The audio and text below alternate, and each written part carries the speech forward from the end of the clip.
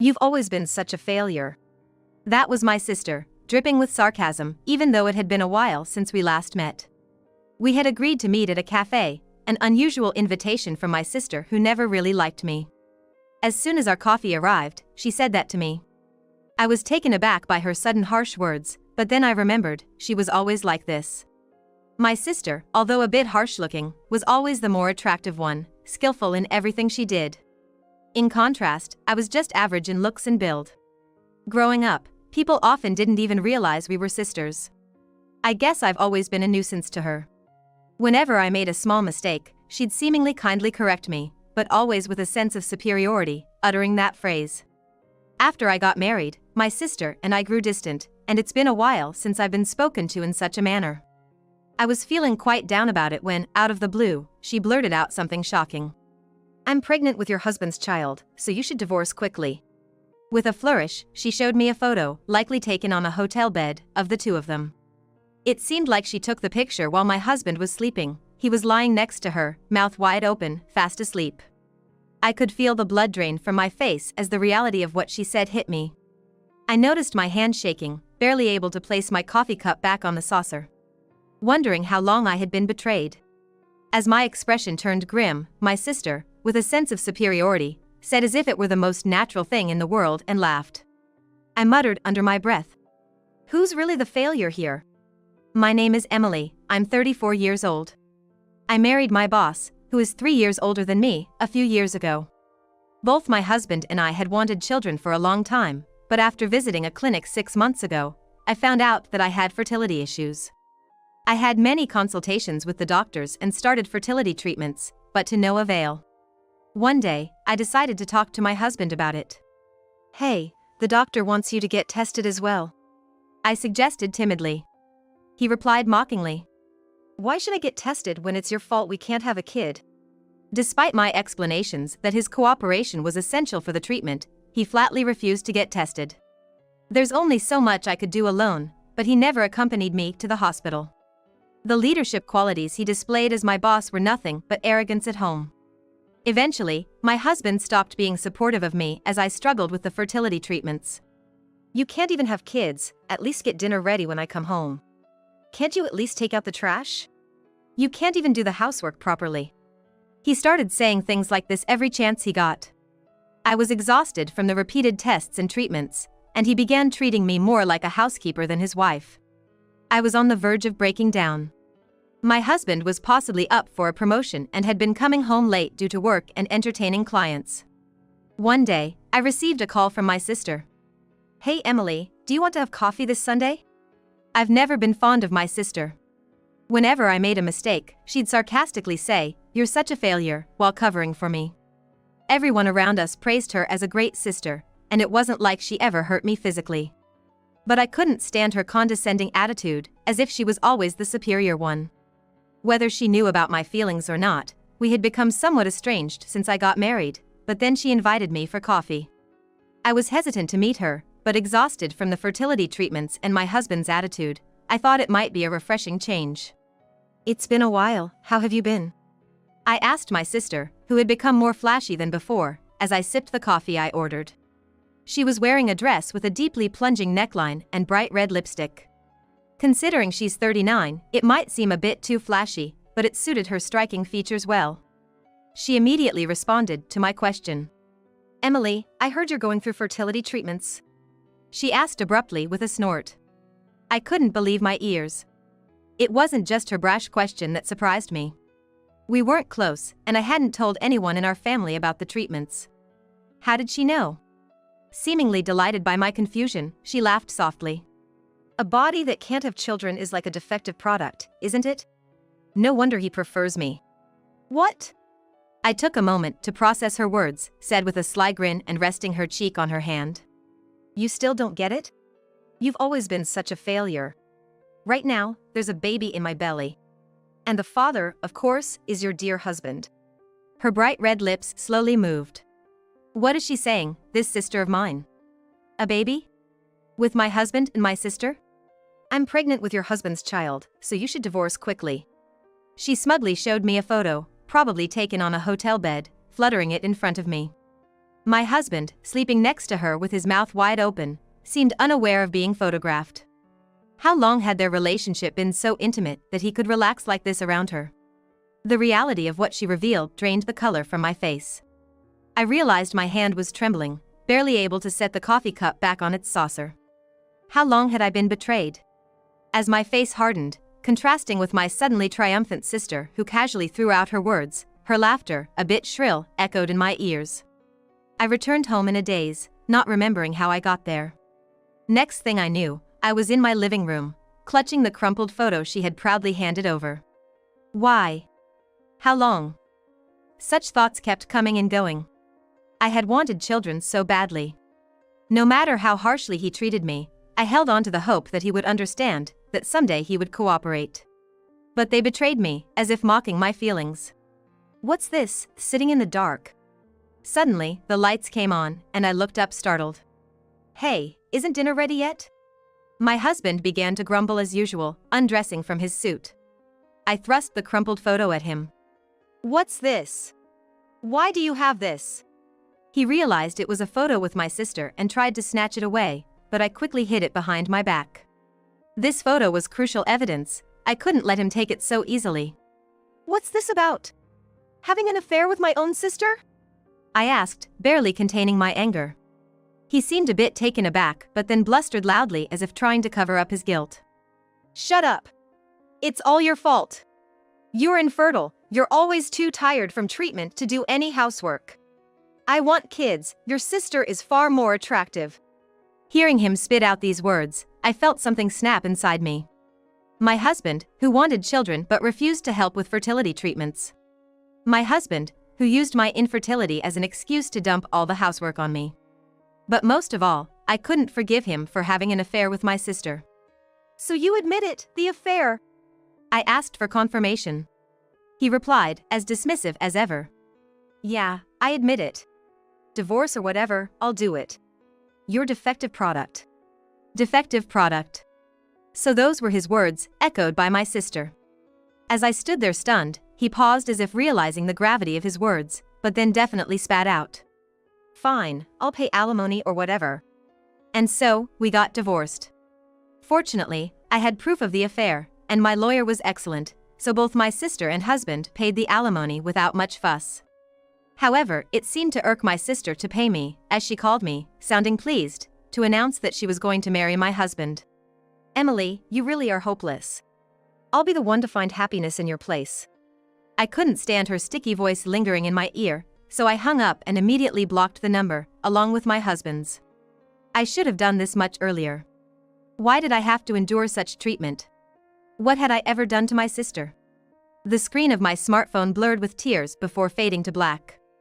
A year after cutting ties with my husband and sister, I moved a bit farther from where I used to live and changed jobs. Just as I was beginning to find some stability, it rained that day. I realized I was almost out of my usual tea, so I decided to go shopping at the supermarket for a change of scenery. Excuse me, have you seen my dog? It's a dachshund puppy. Near the entrance, an elderly woman was calling out.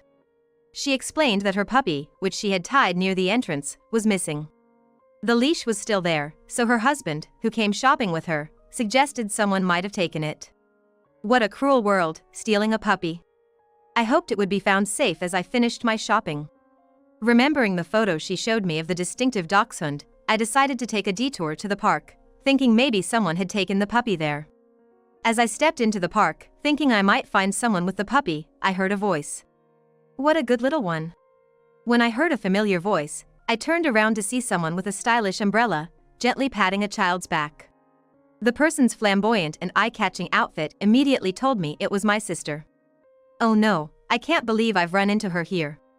I thought, hurriedly hiding behind a nearby tree. I could have just walked away, but something made me curious, so I peeked at my sister from behind the tree. There she was, walking slowly and talking to a child in a pink raincoat cradled in her arms. Has she grown so much already? I found myself unconsciously rubbing my own stomach, a reminder of my unfulfilled desire. But then, a chill ran down my spine. The face that peeked out from my sister's embrace was not a child's, not even human. It was a dog. My sister was holding a small dog. talking to it as if it were her child. "What would you like for dinner today?" A cold sweat ran down my back as I watched her. I realized something as I stared in disbelief. The dog in my sister's arms, a dachshund, looked exactly like the one in the photo I had just seen. Even though it wore a mask to prevent biting, I could see the distinctive dappled pattern through the gaps in its raincoat. The puppy, trembling and desperately trying to wiggle free, was skillfully restrained by my sister using her arms, stomach, and knees. "Hello?" I decided to call the police without hesitation. I regretted not asking the dog's owner for their contact information, but it was too late for that now. I couldn't just leave things as they were, and I knew approaching my sister directly wouldn't help. I stayed hidden behind the tree, explaining the situation to the police over the phone. Once I saw the officers arrive and start questioning my sister, I left the scene. That night, I received a call from my mother telling me that my sister had been arrested. Since my sister's affair and remarriage with my ex-husband, my mother had been considerate of me, and this was the first time she had called me about my sister since then. Apparently, the dappled dachshund was safely returned to its owner. I felt a sense of relief but couldn't bring myself to tell my mother that I was the one who reported it. Then, she started crying on the other end of the line. "Emily, actually, your sister's pregnancy, it was a lie." My mother's voice was filled with sobs as she revealed the shocking news. A few months ago, my ex-husband had called my mother in a hurry. When she arrived, she found him yelling at my visibly upset sister. After calming him down, he explained, red-faced and agitated. My sister's belly, which never seemed to grow, and the doctor she never seemed to visit raised his suspicions. When he finally confronted her, she confessed that her pregnancy was a lie. "The ultrasound picture your sister gave me before the wedding was bought from an app." That might have been bearable. It would have been one thing if it were just a lie about being pregnant. But there was more to my sister's deceit. My ex-husband, fed up with her evasions, had taken her to the hospital, only to discover a shocking truth. Just like me, my sister had difficulty conceiving, made even more challenging by her age. My ex-husband, furious, threatened to sue her for fraud and demand alimony, and they were discussing it with lawyers when this latest incident occurred. "Your sister's been acting strangely, and I don't know what to do anymore. Let her deal with it herself. It's none of my business now," I replied coldly, without the strength to comfort my crying mother. I hung up, feeling a bit harsh but knowing that I deserved to cry too. It was supposed to be a simple trip to buy tea, yet I had stumbled upon this unexpected truth. I wondered if my sister had known all along that she couldn't have children. Even before she demanded that I leave my husband. Maybe all she wanted was to take him away from me. That's just how she always was. "Emily, you're such a failure." That was her constant refrain. Reveling in her sense of superiority. Perhaps she couldn't stand that I, whom she deemed inferior, had married before her. That was the kind of person she was. Who's really the failure here? I whispered to myself, knowing I would probably never speak to my sister again. After being arrested by the police for pet theft, my sister, who had been exhibiting odd behavior, was apparently ordered to undergo a psychiatric evaluation. I remember my mother mentioning that my sister had been acting strangely. But it turns out, it was all part of my sister's scheme. When I demanded alimony from her, my ex-husband, it seems, had paid her share as well. After remarrying, my sister, who had been enjoying her life as a housewife without a steady job, had no savings. Incredibly, she committed this crime simply to avoid paying the alimony. She wanted to be deemed financially incapable after a psychiatric evaluation. However, neither the police nor the doctors were that naive. My sister's half-baked scheme, hardly a scheme, was quickly exposed, and she was judged to have committed a premeditated, extremely malicious act. Recently, I heard from my exhausted mother that my sister had received a prison sentence and would spend the next few years behind bars. As for my ex-husband, he apparently hadn't learned his lesson and continued his affairs, even after learning of my sister's infertility. Not just with one, but multiple women. Yet none of them became pregnant with his child, which finally led him to get tested. Astonishingly, it turned out that he himself was infertile. I thought so. While it was difficult for me to get pregnant, it wasn't impossible. If only my ex-husband had cooperated, there were still ways we could have tried. But he never wanted to find out. He probably thought that just having intercourse was enough to conceive a child, never considering that he might be the issue. When told by doctors that he was incapable of fathering a child, his male pride was shattered. Stress from his errors at work, compounded by this shock, led to his promotion being withdrawn. He even resorted to embezzling company funds as a way to cope with his stress. I feel ashamed that I ever had feelings for such a foolish man. His embezzlement was discovered, and he was, of course, fired from his job. To make matters worse, it turned out that one of his affair partners was married. He faced hefty demands for alimony and, unable to cope, had to move back into his parents' home. Why do I know all this? Because my ex-husband, having changed his number, called me the number he hadn't blocked yet. Regretfully, I answered, and against my better judgment, I agreed to meet him one last time. That's how I learned all this. In front of me sat a man who bore no resemblance to the leader he once was. He wore a wrinkled shirt, his hair was thinning from stress, and he nervously laughed and talked non-stop. My parents, they're nagging me to show them a grandchild. I'm sure, with his pride, he hasn't even told his parents about his infertility. His parents were always persistent about wanting grandchildren, probably even more so since his marriage to my sister. He seemed more distressed than ever. As I made it clear with my eyes that I had no interest in his life story, he swallowed hard. Even now, his high pride lingered, and it took him a few seconds to spit out his next words. Hey, could you lend me some money? I mean, you must still have some savings, right? His audacious request made me feel nauseous. I feel nauseated by my ex-husband who, without offering an apology, begs me like this. How could he think I would lend him money? I was just borrowing a little from the company, and they fired me, Job hunting isn't going well either. Just borrowing a little? I couldn't hide my astonishment. Didn't he realize embezzlement is a serious crime? Despite likely dealing with the police and facing lawsuits from his company, how could he remain so optimistic? Probably, his unsuccessful job hunt was due to his crime being well known. My ex-husband, claiming to be working day-to-day jobs to pay off his alimony, just kept laughing without a hint of remorse. Why on earth does he think I owe him the courtesy of lending him the alimony he paid me? I sighed deeply. Misinterpreting this, my ex-husband began to get excited. You're going to lend me the money. I knew I could count on you, Emily, he exclaimed. I firmly told him. I'm going abroad. Huh? He said, his mouth agape, not understanding. I'm planning to help impoverished children become self-sufficient. Ever since I realized I couldn't have children of my own, I had been slowly planning this. I always loved children. Every time I saw a child in town, I felt it.